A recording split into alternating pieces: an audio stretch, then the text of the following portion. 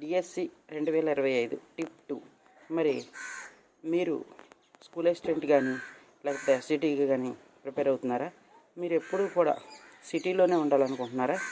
మీ service మొత్తం కూడా ఒక సిటీ అవుట్స్కట్లోనే 4 లేదా 5 స్కూళ్ళలో మాత్రమే చేయాలనుకుంటున్నారా? అలాగే హెచ్ఆర్ఏ కూడా మీరు అందరికన్నా ఎక్కువ హెచ్ఆర్ఏ తీసుకోవాలనుకుంటున్నారా?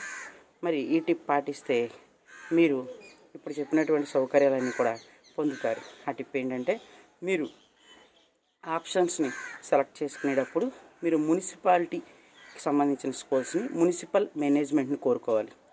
ఫ్రెండ్స్, అర్థమవుతుందా? మున్సిపల్ మేనేజ్మెంట్ని కనుక మీరు కోరుకుంటే మీరు సర్వీస్ అంతా కూడా ఆ మున్సిపల్ స్కూల్లోనే ఉంటారు. ఉదాహరణకి విజయవాడ మున్సిపాలిటీలో మీరు స్కూల్ కోరుకుంటే మీ సర్వీస్ అంతా కూడా ఆ విజయవాడలో మున్సిపాలిటీ పరిధిలో ఉన్నటువంటి స్కూల్స్ తిరుగుతూ ఉంటారు. అక్కడ ఉన్నటువంటి నగర పరిధిలో ఉన్నటువంటి స్కూల్స్లో మాత్రమే మీరు వర్క్ చేస్తారు.